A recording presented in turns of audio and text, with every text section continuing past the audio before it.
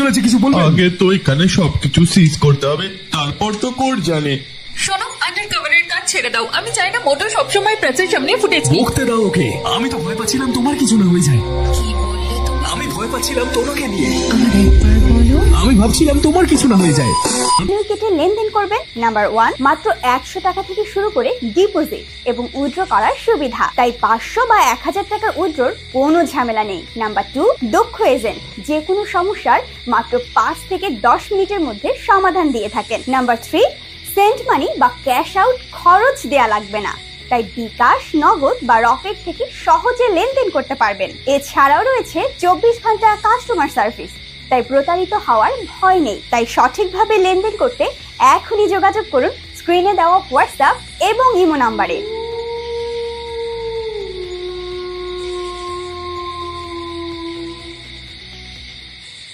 Join করবো। তোমার বাবা তোমায় কাজে যেতে বলতো, কিন্তু তুমি যেতে না। এখন হঠাৎ করে যেতে চাইলে উনি তো রেগে যাবেন।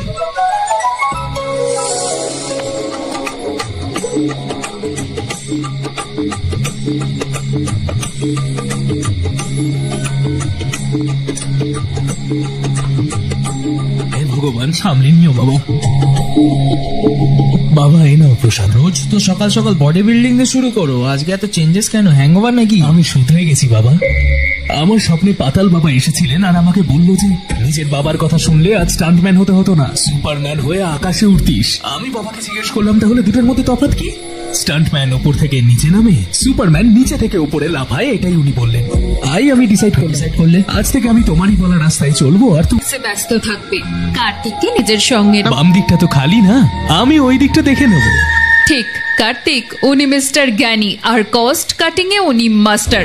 অ্যানুয়াল পিটার আলিয়াস পাকোড়া প্রচন্ড ফ্রাস্ট্রেটেড মানুষ, ডিপ্রেশন একদম উপলে পড়ছে। একজনের দাড়ি কেটে দেয়। তোমার অ্যাক্টিংটা খুবই সিম্পল, একদম ন্যাচারাল আর দারুণ হতে হবে। একটাও কাস্টমার ছাড়া আমি 1 বছর না পেয়েছিলাম, একটা বারে 2 বছর ধরে আমি ওয়েট। আমি বন্ধুকে দেখার জন্য হসপিটালে গিয়েছিলাম, তখনই আমার ওনার সাথে পরিচয় হয়। ওনার ওয়াইফেরই কম্পাউন্ডারের সাথে একটা অ্যাফেয়ার হয়, আর আমি ওনাকে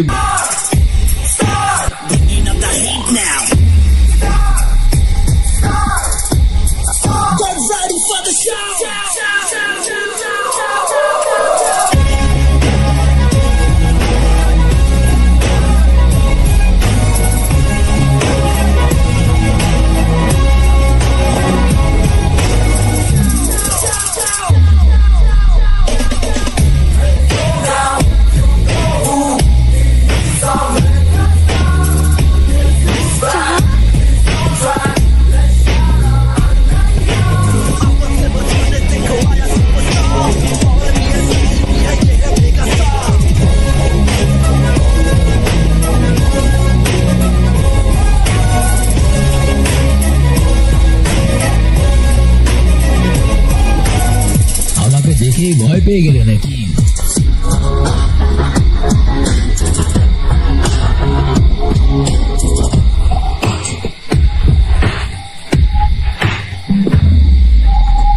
বল ব্রুসলি। স্যার আপনি কোথায়? আমি 158 ফিল্মের ফটোশুটে। আমি অনেক বড় সমস্যায় ফেসে গেছি স্যার, আপনার সাহায্যের প্রয়োজন। ডোন্ট ওয়ারি, আমি দেখছি। ওকে, থ্যাংক ইউ স্যার। পাইলট, আমি আপনাকে সেফ ভাবে নিয়ে যাব, এটা তোমার বয়ফ্রেন্ডকে কথা দিয়েছি।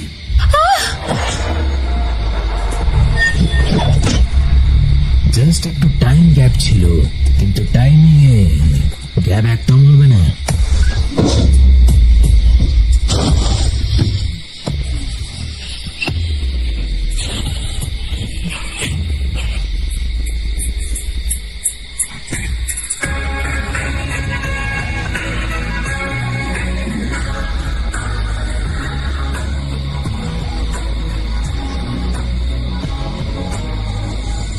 আমার বাবা কেমন আছে ডক্টর? আপনি ওনাকে ঠিক সময় নিয়ে এসেছেন, চিন্তা করবেন না, নাথিং টু ওয়ারি। ওনার অপারেশন চলছে। Thank you doctor.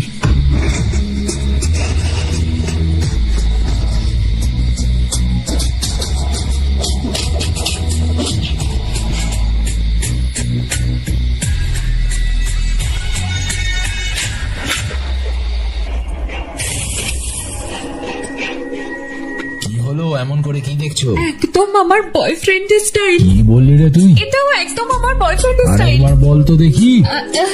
আমার বয়ফ্রেন্ডের স্টাইল একদম আপনার মতো। এটা একদম কারেক্ট মিটার বলেছো। এটাও একদম এক। ও আমার সব স্টাইল কপি করে নিয়েছে।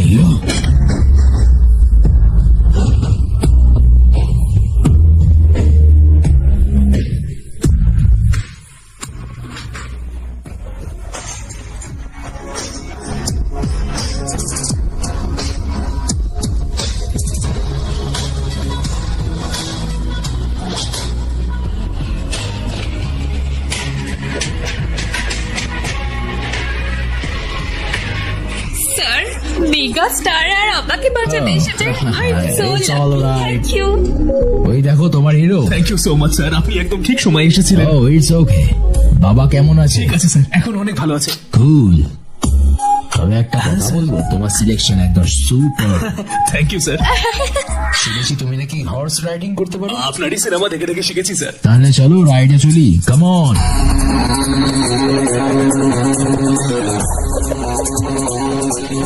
স্যার, আপনার পারমিশন থাকলে। Thank you.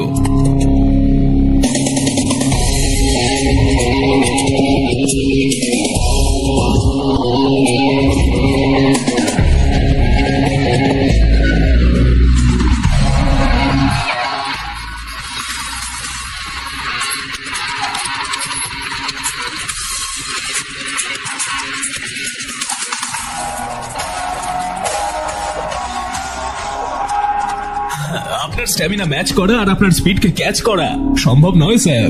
আমার স্ট্যামিনার আর স্পিরিটের রহস্য হলো আমার ফ্যান্স। তারা অপেক্ষা করছে। See you, good luck. Thanks sir.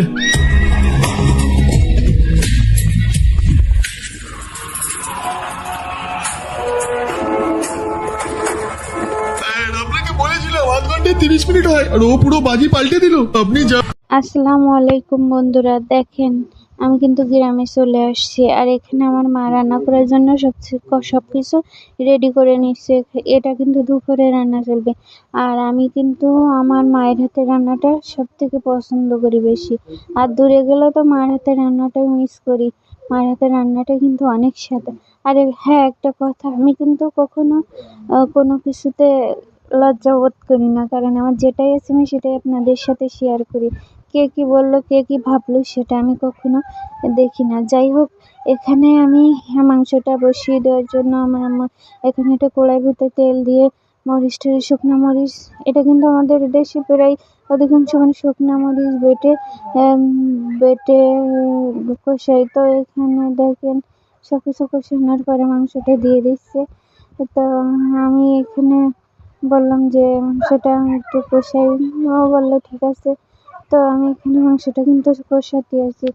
তো এখানে কষাত কিন্তু মাংসের কালার চলে আসবে। দেখেন আমার অনেক পছন্দের এই যে গ্রামের রান্নাটা। আর লাকি ছোলা, এগুলো আমার কিন্তু অনেক বেশি ভালো লাগে। আর মাংসের কালারটা দেখে অনেক মনে হবে যেন কত স্বাদ, কত টেস্ট। তো এখানে দেখেন মাংসটা কষাতে করে অনেক পানি বেরোচ্ছে। তো এখানে মাংসটা আমি ঢেকে দেবো।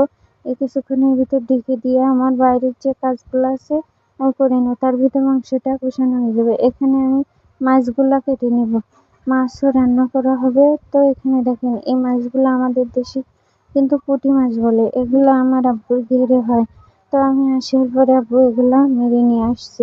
আমার বলছে এগুলো আলাদাভাবে রান্না করে দেবো। তো এই মাছটা দেখেন, পুঁটি মাছটা দেখেন, পুঁটি মাছের পেটে কিন্তু অনেক ডিম। তো ডিমগুলা বের করে নিয়ে ডিমগুলো আলাদা করে রেখে দেবো, কারণ ডিমগুলো আলাদা করে ভাজা হবে। আর এদিকে মাছগুলো কেটে সুন্দর করে ধুয়ে সুন্দর করে রান্না করা হবে। তো দেখেন এগুলো আমার ডিমগুলো বের করে নেওয়ার পরে মাছগুলা পিস পিস পিস পিস করে কাটা হচ্ছে। তো মাছগুলা সাইজ করে কাটা হবে। আর এই যে এই মাছটা কিন্তু আমাদের দেশে সিলভার কাপ মাছ। তো এই মাছগুলো আনার পরে এইভাবে টাটকা মাছ কেটে সুন্দর করে ধুয়ে রান্না করে খাইতে কিন্তু অনেক স্বাদ। না আপনাদের দেশে এগুলো কি মাছ বলে আমি জানি না, অবশ্যই কমেন্টে জানাই যাবেন এই মাছগুলোর নাম কি হতে পারে। তো আমি এই মাছগুলো কাটা শুরু করে দিলাম। কাটার পরে মাছগুলো সুন্দর করে ধুয়ে পরিষ্কার করে মার কাছে দেবো, মা রান্না করে দিবে। তো দেখেন আমার মাছগুলো কিন্তু প্রায় কাটা শেষ হওয়ার পথে তো মাছগুলো আমি কাটা শুরু করলাম।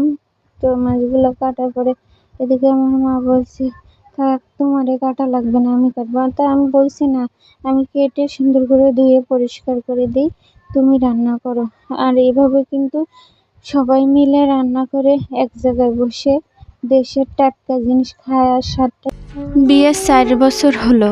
বিয়ের 4 বছর পর আমার স্বামী আমাকে একটা চিঠি ধরিয়ে দিল, বলল যে এই চিঠিটা রাখো। আমি বললাম চিঠি লাগবে না, যেখানে আমাকে ডিভোর্স দিলেন সেখানে আমি চিঠি কি করব। তারপরে জোর করে সে বলল, প্লিজ নাও এই চিঠিটা, এটাই আমার শেষ অনুরোধ, আর কিছুই বলবো না তোমাকে। ইচ্ছা না থাকা সত্ত্বেও তবুও তার চিঠিটা নিয়ে ব্যাগে রেখে দিলাম। সবাই বলতে পারেন কেন আমার ডিভোর্স হলো, এই প্রশ্নটা তো আমারও। কেন যে আমার ডিভোর্স হলো সেটা আমি নিজেও জানি না। সে যে কেন আমায় ডিভোর্স দিল আমি নিজেও জানি না। ডিভোর্স হওয়ার পর আমি লক্ষ্য করতেছিলাম, যখন আমি বাসায় আসতেছি তখন সে কান্না করতেছে। মনে মনে ভাবলাম, যা ইচ্ছা তাই করেন, এখন থেকে সে আমার স্বামী না, সে আমাকে ঠকিয়েছে, সে আমার সাথে প্রতারণা করেছে। এখান থেকে 4 বছর আগে আমি তার সাথে সম্পর্ক করে বিয়ে করছিলাম। বাবা মা পরিবারের অবাধ্যে যেয়ে তার হাতটা আমি ধরছিলাম, কিন্তু সে এখন আমাকে ঠকিয়েছে। ডিভোর্স হওয়ার একটাই কারণ, সে অন্য একটা মেয়ের সম্পর্কে জড়িয়ে আছে। এখন বলে তাকে আমার আর ভালো লাগে না, সেও অন্য নারীতে আসক্ত হয়ে গেছে। সে কান্না করতেছে আর বলতেছে, যাও তোমাকে আমি বিদায় দিয়ে দিলাম।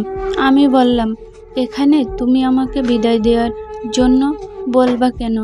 আমি চলে যাচ্ছি, কারণ তোমার সাথে আমি সব ফ্যামিলির অবাধ্যে যেয়ে বিয়ে করেছিলাম। এখন তোমার যখন আমাকে আর ভালো লাগলো না, তখন আমি নিজের থেকে তোমার কাছ থেকে চলে যাচ্ছি, তুমি ভালো থেকো। এই বলে আমি চললাম আমার বাবা মার সাথে। বাবার বাড়িতে থাকার কিছুদিন পরে সে আমার কাছে ফোন দিছিল। সে বলল, কেমন আছো তুমি? আমি বললাম, আমি যেমন থাকি সেটা তো তোমার দেখার বিষয় না। সে বলল, আমি ভালো নেই। আমি বললাম, কেন?